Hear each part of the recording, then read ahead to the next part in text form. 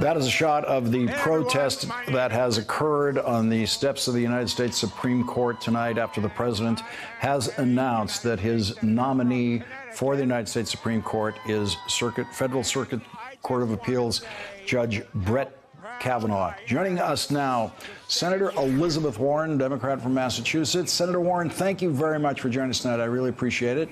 Thank you. I'm sure you heard in Brett Kavanaugh's acceptance of this nomination from the president tonight. He mentioned his time teaching at Harvard Law School. You've also been on the faculty of Harvard Law School, and I'm wondering if you overlapped with Judge Kavanaugh, if you met him at Harvard Law School or know him in any way from Harvard Law School. I don't know him personally from Harvard. What I know him from are his opinions that he's written, and I know him from the fact that he appears on the list that the Federalist Society put together of people who will overturn Roe versus Wade. You know, that's how we know Brett Kavanaugh. That's the principal way.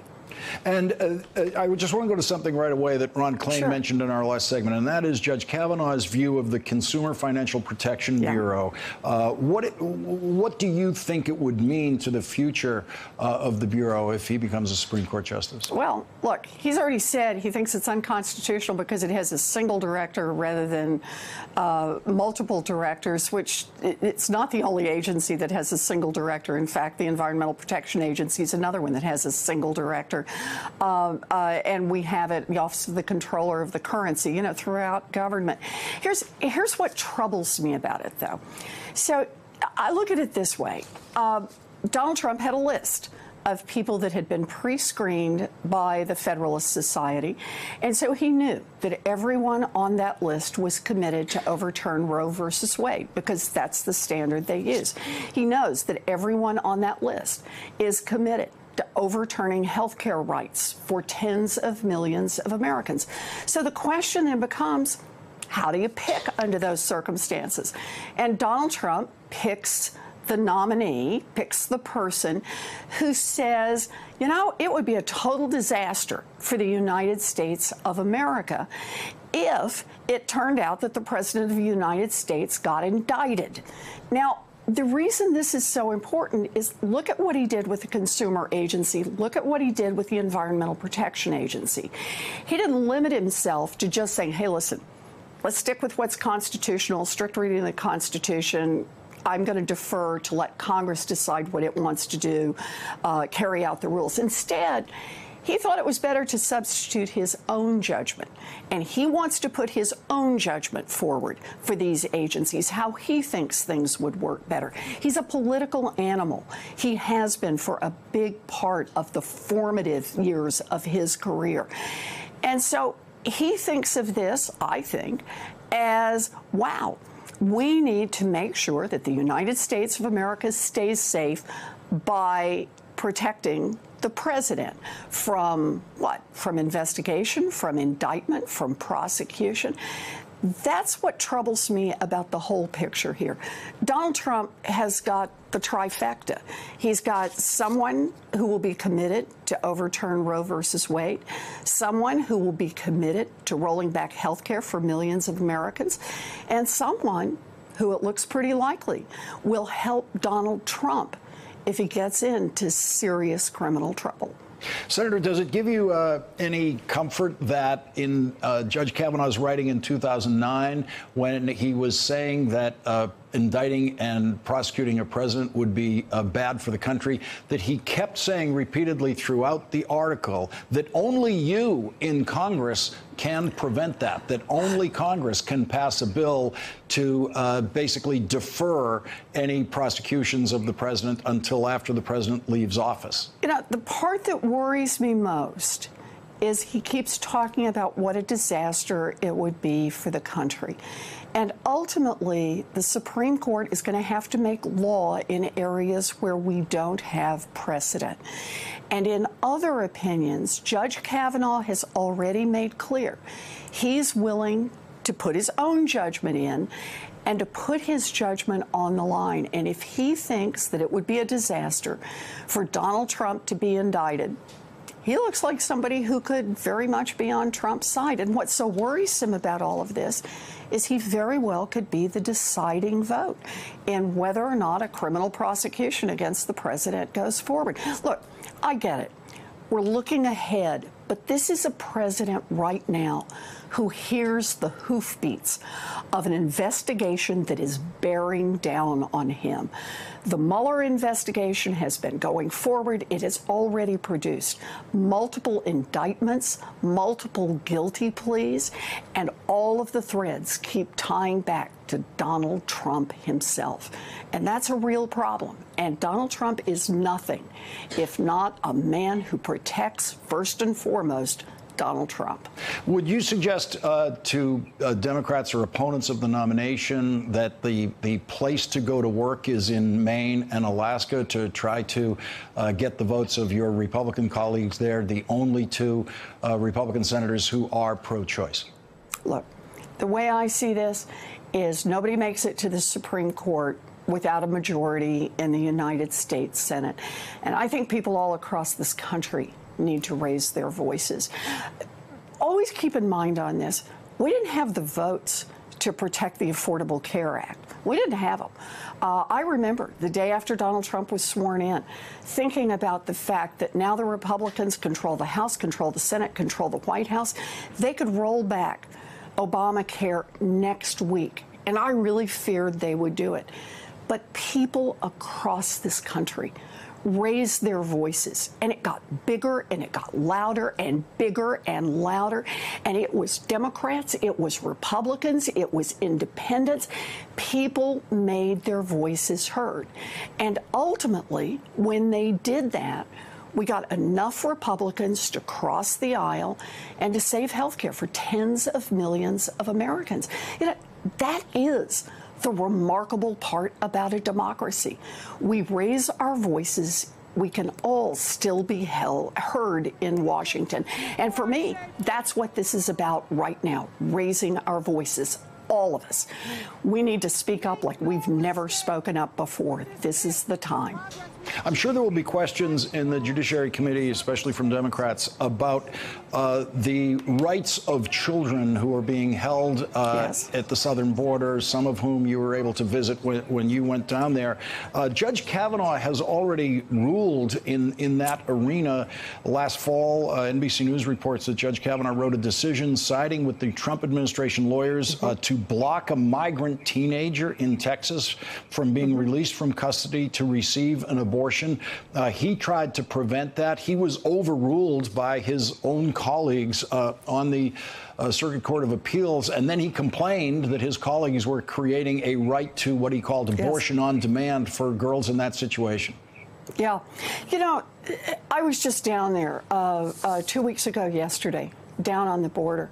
And what I saw was deeply shocking. I met directly with women whose children had been taken away from them, women who had been lied to when their children were taken away, women who had absolutely no idea where their children were, and women who, with one exception, had had no phone calls, no contact whatsoever with children that had been taken away by the United States government. I then met with the head of the ICE facility where these women were being held. And look, there's just nothing else to call it. It's a detention facility. It had been renamed by the Trump administration a family reunification center. And the person in charge said, hey, we don't have anything here to care for children, to deal with children. We have no children here, no capacity to take them in, and no plans to reunify these mothers with their children. And we've been pushing now for 2 solid weeks. The Trump administration cannot come up with a plan to put children and their parents back together. In fact, what we keep finding out is there are even more children who've been separated from their parents than we initially understood. And someone like Judge Kavanaugh, who is so worried that we may somehow create rights in the people whose lives are being torn apart by the United States government. This is someone who is leaning in exactly the wrong direction. And, you know, there's a perfect example, Lawrence, of an area the Supreme Court may end up having to make new law in this area. When that's the case, I want to know something about this judge. I want to know something about this judge's values. And what he's revealed so far is not something that reflects America's values. He seems not to have any concern for what it means to be a 16-year-old stranded in this country, what it means to be a woman who comes here, who is fleeing violence and asking for asylum, what it means to be a refugee. That is not something, evidently, that Judge Kavanaugh cares about. And I think that's going to be a real problem for him during this nomination hearing. And, Senator, as you know, there are two federal courts in California that have cases that could end up in the Supreme Court. The Flores case, the judge ruled today against the Trump administration's attempt to be able to hold children for more than 20 days, which the Flores case has always forbade. And the judge in that case called the Trump administration's reasoning tortured. The judge in San Diego federal court has discovered that only because of this litigation has discovered that the Trump administration claims to have 102 children under the age of 5, and that judge gave them a 2-week order to get those children reunited, and they've managed in 2 weeks to reunite exactly 2 of them. That's right. In fact, think about what the Trump administration's defense in court was. It effectively was the Trump administration is so incompetent and failed to keep good enough records when families were torn apart that they can't figure out how to bring them back together. That's what they went into court, in effect, to argue. The Trump administration has to be held accountable for what they have done to human beings on the border in the name of the United States of America. Senator, in your experience dealing with Senator Collins and Senator Murkowski, what do you think are the most effective lines of persuasion possibly on this nomination? Well, look, they will make their own decisions, but both of them have been quite public about their pro-choice views. They understand a woman's constitutional right to make a decision about her own body. They have been very strong in saying they did not want to criminalize abortion and did not want to punish women. But they also care deeply about health care. Remember, they voted to help preserve health care coverage for tens of millions of Americans. And we know health care is going to be on the line with this Supreme Court pick. And Judge Kavanaugh has already made clear that he's not a supporter of the health care bill and the rights of Americans to retain their health care protection.